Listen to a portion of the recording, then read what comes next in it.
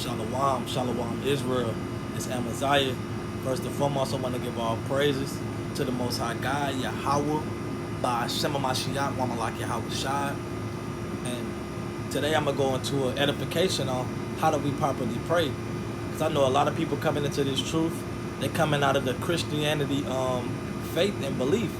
So through this scriptures, in precept by precept, I'm going to go into how do we properly pray. Because it's a lot of confusion coming out of the Christian church because they don't teach how to properly pray, how to properly do it. So I'm going to start off with this. Because ultimately, coming out of the Christianity church, they going to hell off because they don't even teach the laws. So they definitely don't know how to pray because they're not teaching that at all. But let me start off with this. This John chapter 9 and verse 31. Now we know that Yahweh heareth not sinners, but if any man be a worshiper of Yahweh and doeth his will, him he heareth. So that's plain. The Most High God, he doesn't hear sinners, man. And what is sin according to the Bible? We're going to get that real quick. Because if you don't know what sin is, you more than likely a damn sinner. And he's not hearing your prayers. So I'm going to go and show y'all what sin is. This 1 John 3 and 4. Whosoever committeth sin transgresseth also the law. For sin is the transgression of the law. So when you breaking the Most High God's law, that's when you're in sin. And that makes you a sinner. So when you breaking the Most High God's law and you try to throw up a prayer, he's not hearing you. You sitting there eating that damn pulled pork sandwich and smoking a blunt and try to throw up a prayer. Hey, the Most High God, he's not hearing that prayer, man. And let me go back to John chapter 9 verse 31. I'm gonna read it.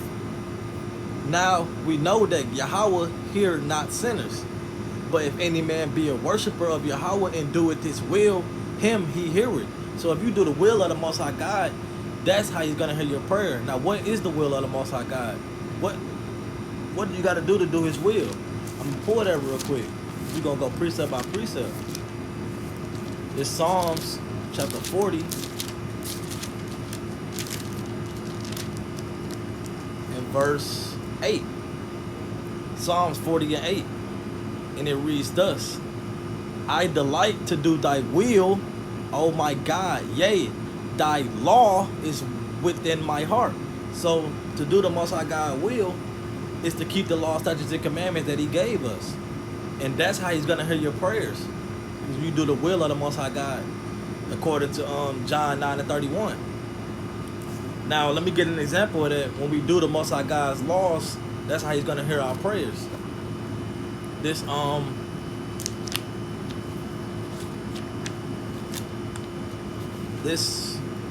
Sirach chapter 3 and verse I'm gonna start at 4. And he that honoreth his mother is as one that layeth up treasure. Whoso honoreth his father shall have joy of his own children. And when he maketh his prayer, he shall be heard. So that's plain right there. Because you know, to honor your mother and father, according to, let me get that real quick, according to Exodus chapter 20, is one of the 10 commandments. This Exodus chapter 20 and verse 12. Honor thy father and thy mother, and thy days may be long upon the land which the Lord thy God liveth. So that's one of the Most High God's commandments, to honor thy mother and thy father. And let me go back to Ecclesiasticus, Sirach, chapter 3 and verse 4 and read that back over. And he that honoreth his mother is as one that layeth up treasure. Whoso honoreth his father shall have joy of his own children. And when he maketh his prayer, he shall be heard. So that's showing when you keep the Most High God's will, which is his law. And this is showing that when you honor your mother and father, which is a commandment from the Most High God, your prayer will be heard. So that's plain right there. So you got to keep these laws, statutes, and commandments for your prayers to be heard and not trying to do your own thing. Cause if you don't try to hearken onto these laws, man, your prayer is an abomination. Let me pull it at. He's not dealing with that, man. This Proverbs chapter 28 and verse 9. He that turneth his ear from hearing the law, even his prayer shall be an abomination.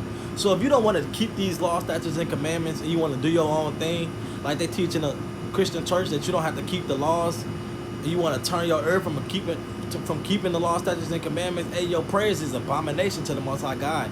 And hey, the Most High God, He hates all abominations. Let me pull that real quick. In the book of Sirach, chapter 15. It's the book of Sirach, chapter 15, and verse 13. The Lord hated all abominations, and they that fear Yahweh love it not. So, hey, the Most High God, He ultimately, if you're not keeping the law, statutes, and commandments, and you trying to throw up prayers, He not hearing you, and He hate that you trying to pray to Him. Because you know the Most High God sees all things, so He hating that you trying to throw up that prayer, man, and He not hearing it. He not trying to hear that, because you're not trying to do what He said and do His will, which is keeping the law, statutes, and commandments. Now, in the Christian church, a lot of people pray with their hands like this. Now, according to the Bible, that's not properly how you pray. And I'm going to go through the scriptures and show how do we properly pray. I'm going to go to 1 Kings chapter 8 and verse 22. And Solomon stood before the altar of the Lord in the presence of all the congregation of Israel, and spread forth his hands towards heaven. So Solomon, when he prayed, he had his hands spread towards heaven. Now some people have it like this, some people have it like this, but you should have your hands spread towards heaven, not like this, because this started back in the 8th century BC, when they were worshiping the sun god, the people of Samaria, which is modern day Iraq. They worship with their hands claps like this towards their sun god, which is the idol to the Most High God. He's not dealing with that. So you should be doing it how the Bible says, with your hands spread towards the earth. And I'm gonna get another example of that in Ezra, the book of Ezra, chapter, what's that, 9? What's that? 9 and verse 5. And at the evening sacrifice I arose up from my mantle, I fell upon my knees and spread out my hands unto the Lord my God. So Ezra right there, he spread his hands towards the Most High God. And you know the Most High God, He's in heaven. So you want to spread your hands towards the heavens when you pray. Not like this, you know, God, you know, you got to have your hands spread towards the heavens, man, according to the scriptures. Now, which direction are you supposed to pray when you praying? Let's go get that real quick. It's back to 1 Kings chapter 8 and verse, we're going to start at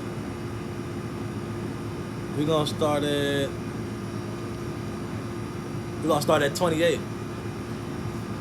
Yet have thou respect unto the prayer of thy servant, and to his supplication, O Lord my God, to hearken unto the cry and to the prayer which thy servant prayed before thee today, that thy eyes may be open toward his house night and day, even toward the place of which thou hast said, my name shall be there, when thou mayest hearken unto the prayer which thy servant shall make toward this place. And hearken thou to the supplication of thy servant and of thy people when they shall pray toward this place. And when thou in heaven thy dwelling place, and when thou hearest forgive. Now that place that they talking about, that's Jerusalem, because that's where Solomon was. And he's telling all the people they must pray towards Jerusalem. We're gonna get another example of that. So you can't just be praying any direction, man. You want to pray towards the east, because where we are in the United States, Jerusalem is the east from us. Now, You might want to pull out your phone and download the Compass app if you don't have it, so you can know exactly where the east is at. Because you don't want to be going off. You want to be praying always towards that east. Let me get another example of that. In Daniel, the book of Daniel, chapter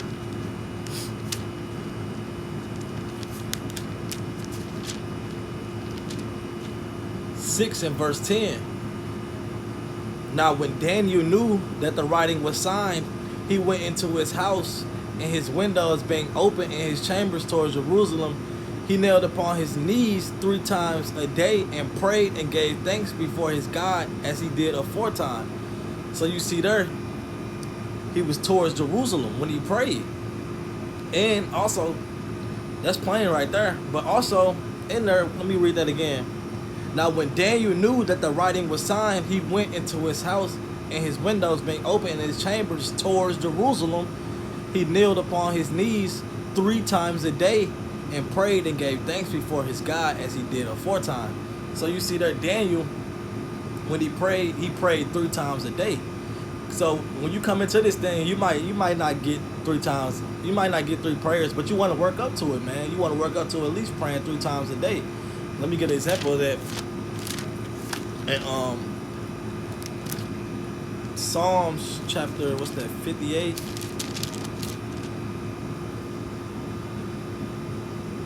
Psalms chapter 58 and verse 17. Because you don't want to just pray when you praying over your food, you know, or when you go into sleep, like a lot of Christians do. A lot of people that don't have no knowledge of the scriptures, they just pray when they go into sleep. They don't even want to pray when they wake up. But what is this? What does the Bible say? This Psalms chapter 55 and verse 17. Actually, I'm gonna start at 16. As for me, I will call upon Yahweh, and the Lord shall save me. Evening and morning and at noon will I pray and cry aloud, and he shall hear my voice. So, just like Daniel, he prayed 3 times a day. Hey, right here it's saying, this David, he's saying evening, morning, and at noon. That's 3 times right there.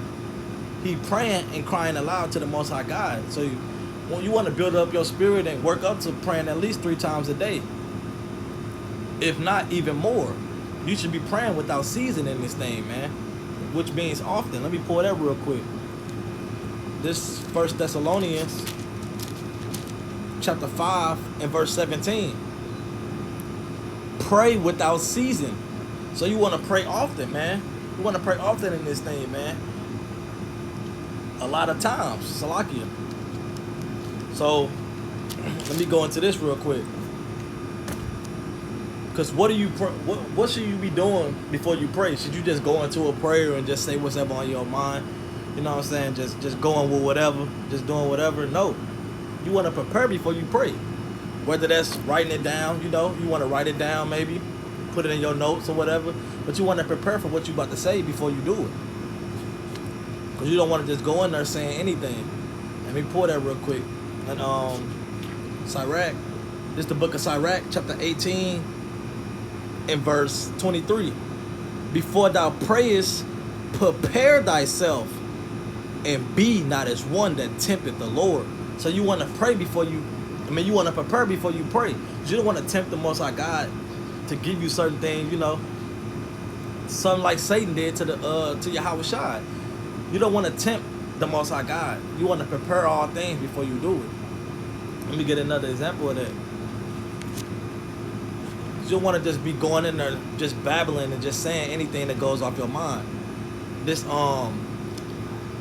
in the book of Sirach, chapter 7 and verse 14. Use not many words in a multitude of elders, and make not much babbling when thou prayest. So you don't want to just babble on when you praying, man, just saying the same things over and over and over and over again, like these Christian pastors and all these people that's in Christianity do. They just say the same thing over again, hoping that they may be heard. And Yahweh Shai, so-called Jesus Christ, hey, he taught that, because that's what the Pharisees were doing, man. So let me pull that real quick. Um, this Matthew chapter, I think that's 5 or 6. Chapter 6 and verse 7. But when ye pray, use not vain repetitions as the heathen do, for they think that they shall be heard for their much speaking. So these heathens, when they was praying to their false idols and gods, they'll use repetitions to think they'll be heard. But hey man, when we praying to the Most High God, you want to go straight to the point. That's why you want to prepare for the things that you're going to say before you go into that thing, man. You don't want to just be babbling on and on and on about the same things. Because the Most High God, he's not dealing with that. You want to go straight to the point and don't use repetitions. Now, because ultimately, the Most High God, he knows exactly what you need before you pray. Because he knows all things, man. And that's what it says also in Matthew chapter 6 and verse 8. Be not ye therefore like unto them, talking about those heathens, for your Father knoweth what things ye need. Salakia, let me start that from the top. Be not ye therefore like unto them, for your Father knoweth what things ye have need of before ye ask him. So before you even ask what you need, I mean before you even ask in your prayers the things that you want, the Most High God, he already knows what you need. So you want to prepare. You want to prepare for certain things, man. You want to prepare for these prayers before you do it. Now, where do you pray at? Do you just pray out in the open and like do it for other people to see you? Cause I seen people do that. They just stop where they at and just pray like the Most High God is hearing them. But hey, man, Yahweh Shai, he taught where to properly pray at. And I'm going to go into that in the same book of Matthew, chapter 6 and verse 5. And when thou prayest, thou shalt not be as the hypocrites are, for they love to pray standing in the synagogues and the corners of the streets, that they may be seen of men. Verily I say unto you, they have their reward. So I know people probably saying these people just praying out in the streets in front of everybody. No, man, that's not how you're supposed to pray. You're not supposed to pray in front of everybody else. So let me go down to verse 6. But thou, when thou prayest, so this is how we supposed to pray according to the scriptures and according to how Yahweh Shai taught us. Enter into thy closet, and when thou hast shut thy door, pray to thy Father which is in secret, and thy Father which seeth in secret shall reward thee openly. So you don't have to technically go into a closet, but you want to go into a space where nobody is at. You know what I'm saying? You can get your thoughts together before you prepare for your prayers. You want to go into a closed space. You know what I'm saying? You might want to go into a room where nobody is at. You want to go. You can literally go into your closet if you want to, but you just want to make sure nobody is around. You want to do it in secret. You want to be submissive when you pray to the Most High God. You want to be, you don't want to be like these hypocrites and these heathens. You want to pray in secret, because it says, pray to thy Father which is in secret, and thy Father which seeth in secret shall reward thee openly. So when you praying in secret and asking for certain things, hey, the Most High God, he's going to give you all those things, because he knows the things that you need. So keep that in mind when you're going to pray. And going into what should we be praying for? Now, there's a lot of things that you could be praying for. You could pray for certain things, but more than likely you want to pray for the things that goes according to the Most High God's will, like for faith and obedience to keep the law, statutes, and commandments, and certain things of that. And also you want to pray. You want to pray for others, and I'm gonna give an example of that. Because our forefathers, man, they was praying for our people that was going through afflictions, man. Let me pull that first. This is the book of James, chapter 5, and verse 13. Is any among you afflicted? Let him pray. So, hey, man, when somebody is among you afflicted and going through certain things, you want to throw up a prayer for them, man. And I'm gonna get an example of when our forefathers they did that. This is Acts chapter 12 and verse 5. Peter therefore was kept in prison, but prayer was made without ceasing. That's going back to 1 Thessalonians when it says pray without ceasing. So you want to, so that meaning they pray often for this. So let me go back. Peter, Acts chapter 12 and verse 5. Peter therefore was kept in prison, but prayer was made without ceasing of the church unto God for him. So the church, they prayed often for Peter while he was in prison, because they wanted him to get out. And we're gonna go into what happened when they did this. And when Herod would have brought him forth the same night, Peter was sleeping between two soldiers, bound with two chains, and the keepers before the door kept the prison. And behold, the angel of the Lord came upon him, and a light shined in the prison. And he smote Peter on the side and raised him up, saying, Arise up quickly. And his chains fell off, and his chains fell off from his hands. So, amen. When the church prayed without ceasing for Peter to get freed out of prison, amen, that angel came to Peter and freed him out of prison, straight like that, man. So, also, when you pray, sometimes you want to go into fasting, because the Most High God, those two goes together. Let me find that account. And I ain't gonna go deep into fasting on this one. I may make another video on fasting, but those two go together. Salakia, let me find this account.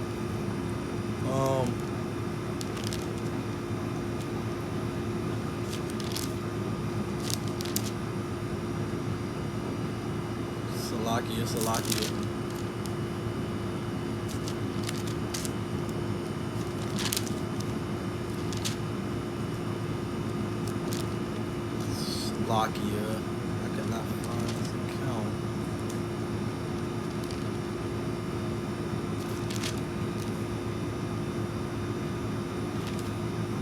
Salakia.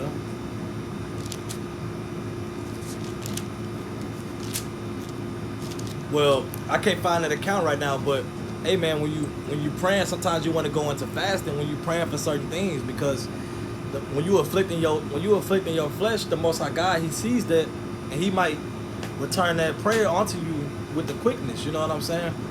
So, hey man, through these scriptures, I went through how to properly pray, and Lord willing, this was edifying to somebody onto how to properly pray.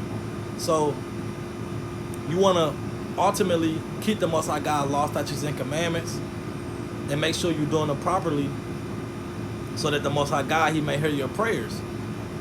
And also, you don't want to be praying with repetition, man. You want to just go into them. You want to go into it prepared, because the Most High God, He already knows the things that you need before you even pray. So, Lord willing, somebody was edified with this this quick breakdown on how to pray. So, I'm going to give praises to the Most High God, Yahweh, by Shema Mashiach, Wamalak Yahweh Shai, Kwam Yasharala, Shalom.